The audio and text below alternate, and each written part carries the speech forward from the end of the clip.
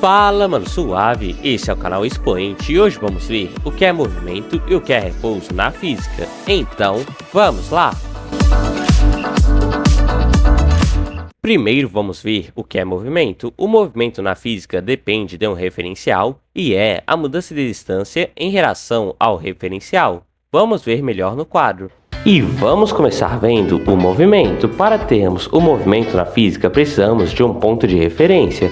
Esse ponto de referência, então, vamos denominar. Vamos supor que eu tenho um apagador aqui na mão. Vamos supor não, né? Eu tenho um apagador aqui na mão. E para mim, ele está parado. Então, sendo eu o ponto de referência, esse apagador está parado. Agora, se esse apagador estivesse na rua e estivesse vindo um carro e o carro fosse ponto de referência, o apagador estaria andando para o carro. Por quê? Vamos supor que eu sou o carro e que o apagador está parado na rua. Para o carro, o apagador estaria vindo assim, chegando então de frente com o carro e depois o carro ultrapassaria o apagador. Então o apagador para o carro estaria andando. E isso é recíproco. Se para o carro o apagador está andando, para o apagador o carro que está andando.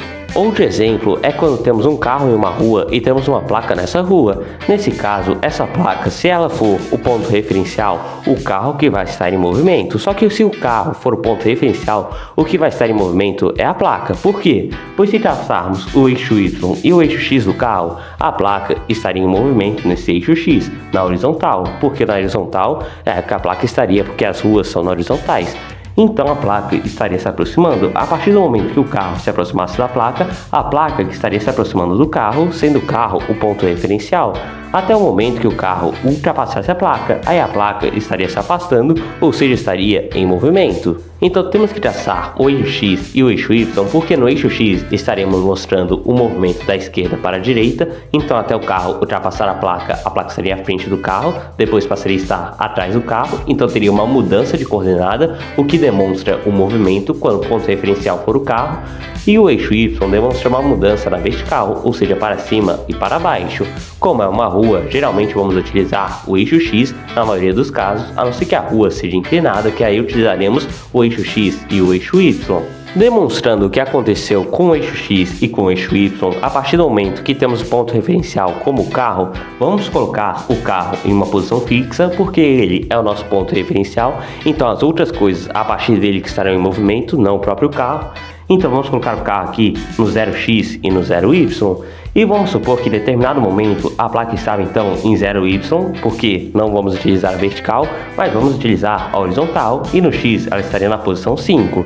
A partir do momento que o carro fosse se aproximando, a placa ia chegar no 4, no 3, no 2, no 1, até ficar de frente com o carro. Então o carro e a placa estariam na mesma posição. Claro, quando for um plano 2D, porque nesse caso a gente só está usando o eixo Y e o eixo X para ficar mais fácil, mas geralmente vai ser 3D. Então aqui estaríamos na mesma posição. 0x e 0y seria a posição da placa. E depois que o carro ultrapassasse a placa, na verdade, quando o carro é o ponto referencial, é a placa que ficou para trás do carro, quando o carro é o ponto referencial. Então vamos supor aqui que a placa já esteja 5 para trás do carro, depois 10, depois 15. Perceba que então o carro, como sendo o ponto referencial, não se mexeu. O que se mexeu foi a placa, que antes estava na frente do carro e agora está atrás do carro. E é isso que acontece com a placa e com o carro a partir do momento que o carro é o ponto referencial. Aí a demonstração com o gráfico X, com o eixo X e com o eixo Y. Assim demonstrando o que aconteceu quando o carro ultrapassou a placa e pela placa estava em movimento quando o ponto referencial, ou seja, o ponto que estivermos vendo for o carro, em um plano cartesiano, acabamos de fazer essa demonstração. E claro que se para o carro a placa está em movimento, se o ponto referencial for a placa, o carro que vai estar em movimento, pois o carro estará atrás da placa, então estará se aproximando da placa e depois vai ultrapassar a placa. Então quando a placa for o ponto referencial, o carro que estará em movimento. Então o movimento não consiste na distância em si, porque se um objeto está a 5 metros de você e depois de certo tempo ele sempre continua a 5 metros de você, ele não está em movimento, mas sim a variação na distância. Então se um objeto estava a 5 metros de você e depois ficou a 4 metros de você, opa, teve movimento, pois teve uma variação. E essa variação podemos calcular com o eixo de X e com o eixo Y, ou seja, com o plano cartesiano. E é por isso que fazemos o eixo X e o eixo Y, para demonstrar essa variação de movimento. Agora agora, se inscreva nesse canal, pois temos vídeos semanais de física, mas não só nesse canal. Se inscreva no canal Potencializado, que tem vídeo de química também toda semana, e no canal Operando, que tem vídeo de conteúdos matemáticos da UBMAP e de raciocínio lógico. Ambos os canais têm vídeos todas as semanas, então se inscreva para não perder nenhum vídeo. Agora vamos ver o que é repouso. O repouso também depende de um referencial, e é quando não há mudança de distância em relação ao referencial. Vamos ver melhor no quadro. Chegamos então no repouso. No repouso vamos ter um exemplo de uma mesa com um lápis e um caderno. Nessa mesa com lápis e um caderno, vamos utilizar o ponto referencial sendo o caderno. Então o caderno é o nosso ponto referencial. Vamos supor que passe 1, 2, 3 horas e em nenhum momento o lápis ou o caderno tenha saído de sua posição. Então não houve movimento em relação ao lápis quando o ponto referencial for o caderno. Agora, vamos supor que após o tempo uma pessoa acabe esbarrando nessa mesa e acabe o lápis caindo. Se o lápis acabar caindo, houve uma variação na distância, ou seja, houve movimento quando o ponto referencial for o caderno. Se o lápis acabou caindo, significa que houve uma variação de distância na vertical, ou seja, utilizaremos o eixo Y para demonstrar essa variação na distância. Temos aqui então o plano cartesiano para demonstrar essa variação na distância, ou seja, esse movimento. Então temos aqui o eixo Y e o eixo X. O caderno vamos representar por esse C, estará na coordenada 0Y e 0X, e o caderno é o nosso ponto referencial, e vamos colocar então um L nessa coordenada aqui, que vamos dizer que é o 4 do x, ou seja, nesse caso, por estar à esquerda vai ser menos 4, e o y vai continuar sendo 0.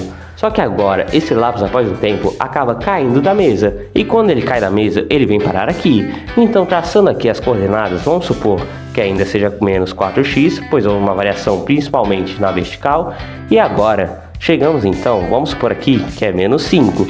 Ou seja, houve uma mudança, e podemos perceber isso na coordenada que estava antes, que era menos 4x e 0y, e agora veio parar então, continuando menos 4x, pois a mudança foi principalmente na vertical, e menos 5y. Então houve essa variação no movimento, ou seja, houve movimento. Quer dizer, houve variação na distância, né? Só corrigindo aqui, houve variação na distância, então houve movimento.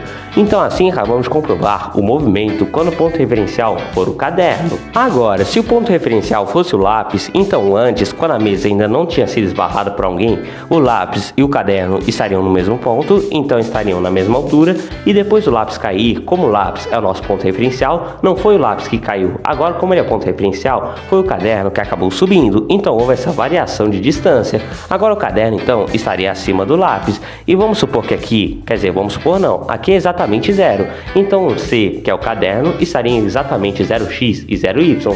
Agora vamos supor que aqui é 5.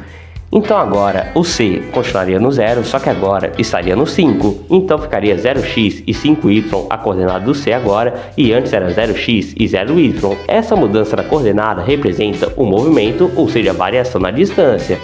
Então, quando o ponto referencial era o caderno, era o lápis que tinha descido. Agora, quando o ponto referencial foi o lápis, foi o caderno que subiu. Veja só como é importante o ponto referencial. Vamos ver esse exercício para termos outro exemplo. Se dois carros andam a 60 km por hora, eles estão em movimento se o ponto referencial for um dos carros? É isso que temos que descobrir.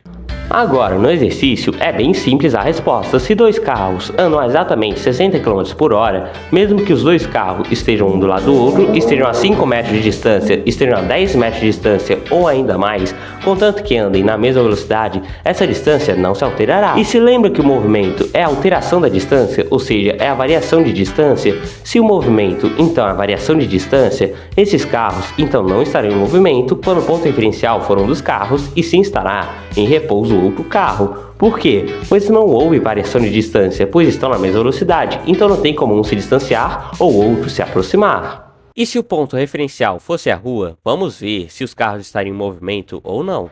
Agora, se o ponto referencial for a rua, teríamos que escolher um ponto da rua para usar como referencial, e veríamos os dois carros vindo, ou um do lado do outro, ou uma certa distância do outro. Se fosse um do lado do outro, os dois estariam vindo, chegaríamos até o ponto referencial da rua, e depois passariam por esse ponto da rua.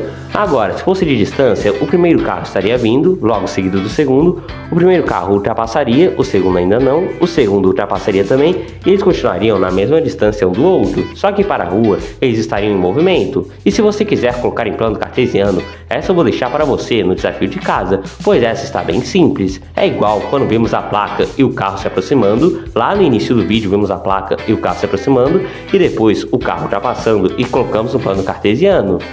E esse foi o vídeo, mas não acaba por aqui. Temos outros dois canais, o Potencializado, que é de Química, e o Operando, que é de Matemática, para você se inscrever. Se inscreva nesse canal, pois temos vídeos todas as semanas, e veja o vídeo de conversões de comprimento, de massa, de tempo, de litro, todos os tipos de conversões que estão aparecendo uma playlist aí na tela. Obrigado por ter assistido até o final e tchau!